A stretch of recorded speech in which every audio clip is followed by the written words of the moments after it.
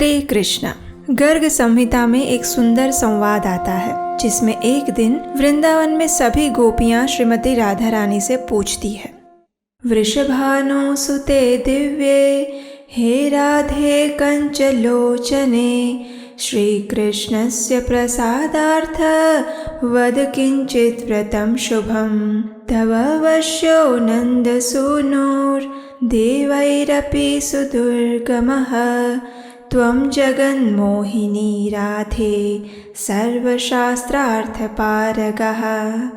अर्थात हे दिव्य स्वरूपे कमल लोचने वृषभानु नंदिनी हे श्री राधे, जो देवताओं के लिए भी अत्यंत दुर्लभ हैं, वे श्री नंद नंदन तुम्हारे वश में रहते हैं। हे राधे, तुम विश्व मोहिनी हो और संपूर्ण शास्त्रों के अर्थ ज्ञान में पारंगत भी हो, इसलिए आप हमें श्री कृष्ण की प्रसन्नता के लिए कोई शुभ व्रत बताएं। इसके उत्तर में श्रीमती राधा रानी गोपियों से कहती है, श्री कृष्णस्य प्रसादार्थ कुरुते एकादशी व्रतम तेन वश्यो हरिः साक्षात् विश्यति न संशयः।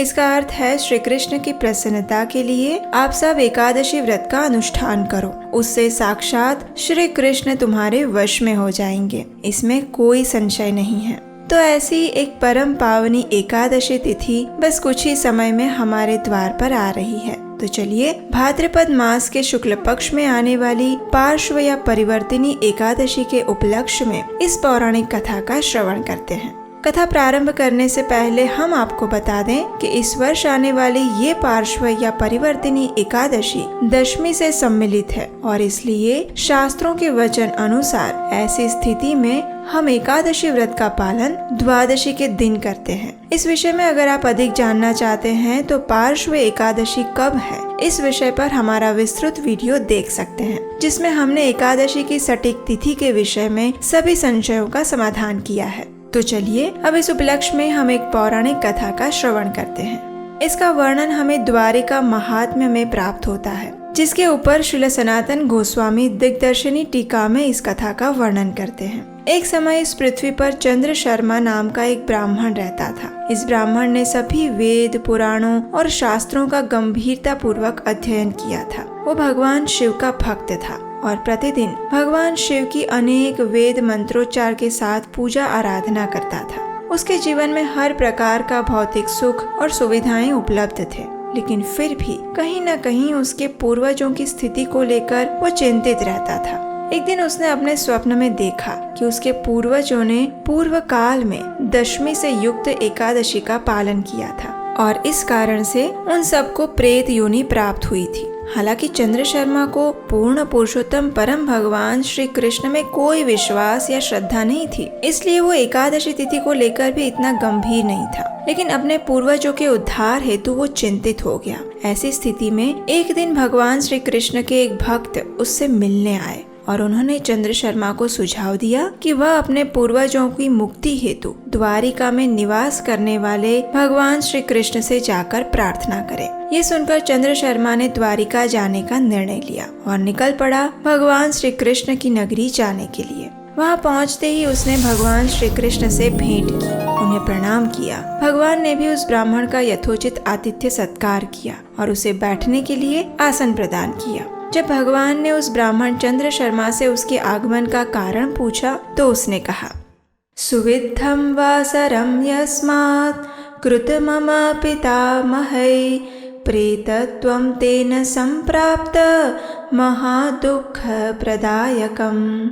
अर्थात हे परम पुरुषोत्तम भगवान, मेरे पूर्वजों द्वारा भगवान हरि के इस व्रत का पालन दशमी के दिन किया गया था। इसके फल स्वरूप उन्हें अत्यंत कष्टदायक प्रेत योनि प्राप्त हुई है। कृपया आप उनका उद्धार करें प्रभु।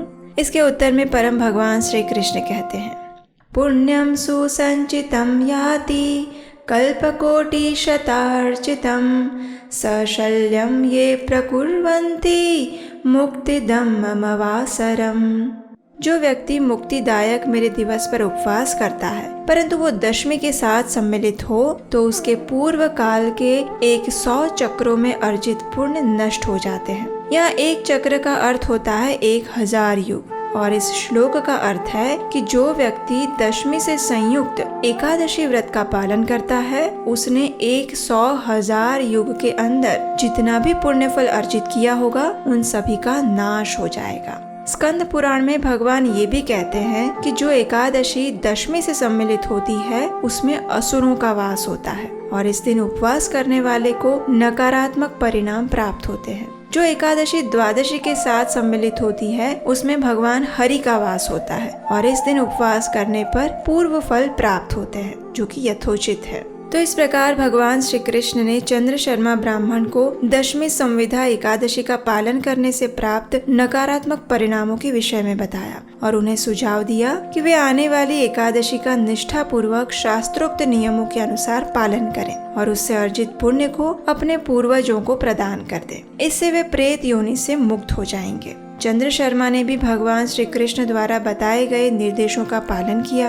आने वाली एकादशी का पालन करके उन्होंने उसका फल अपने पूर्वजों को प्रदान किया और भगवान से प्रार्थना करते हुए उन्होंने अपना व्रत पारण किया। परिणाम स्वरूप उनके पूर्वजों की प्रेत योनि से मुक्ति हो गई और उन सब ने चंद्र शर्मा ब्राह्मण को आशीर्वाद दिए तथा अपने अगले गंतव्य की ओर आगे बढ़ गए। जब एकादशी तिथि 2 दिन आती है या फिर वो दशमी, द्वादशी या फिर त्रयोदशी से सम्मिलित हो जाती है तो हमारे किसी भी शास्त्र में दशमी से युक्त एकादशी का पालन करने की अनुमति नहीं दी जाती। एक समय गांधारी ने भी भगवान से यही प्रश्न पूछते हुए कहा था कि हे प्रभु, मैंने ऐसा कौन सा घोर पाप कर्म किया था जिसके कारण मेरे सभी 100 पुत्रों की मृत्यु मेरी ही नजर के सामने हो गई।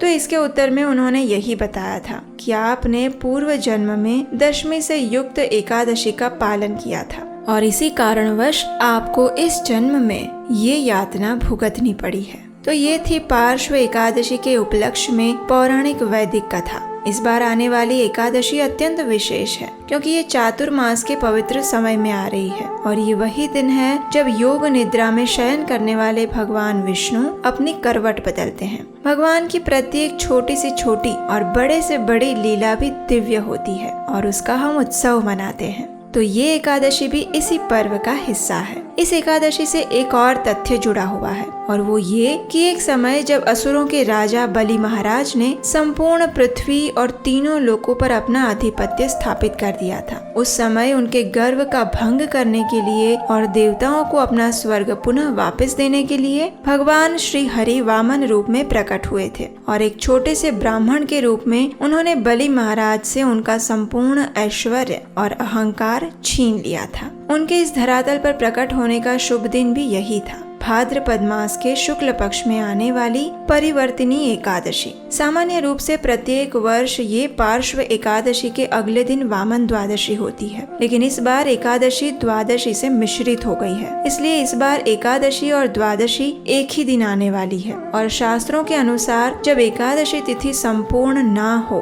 और द्वादशी से मिश्रित हो तो उसका पालन हम द्वादशी के दिन ही करते हैं। इसलिए इस बार आने वाली पार्श्व या परिवर्तिनी एकादशी का पालन हम 26 सितंबर मंगलवार के दिन कर रहे हैं। इस एकादशी का पालन करते समय कुछ बातों का अवश्य ध्यान रखें, जैसे कि इस एकादशी का नियम पूर्वक पालन करने वाले व्यक्ति को प्रातः ब्रह्म मुहूर्त में उठना चाहिए, स्नान इत्यादि से स्वच्छ होकर भगवान की मंगला आरती करनी चाहिए अथवा उसका दर्शन करना चाहिए। तत्पश्चात तुलसी देवी को जल अर्पण करके उनकी 4 बार प्रदक्षिणा करनी चाहिए और उन्हीं के समक्ष बैठकर हरे कृष्ण महामंत्र का जप करना चाहिए। संपूर्ण दिन में उपवास का पालन करना चाहिए। इसका अर्थ है कि किसी भी प्रकार के अन्न जैसे कि गेहूं, चावल, दाल इत्यादि का सेवन नहीं करना चाहिए। आवश्यकता पड़े तो दूध, जल, फलों का रस या फिर एकादशी प्रसाद ले सकते हैं। इस दिन अधिक से अधिक समय भगवान का नाम जप करने में, उनकी कथाओं का श्रवण और पठन करने में लगाना चाहिए।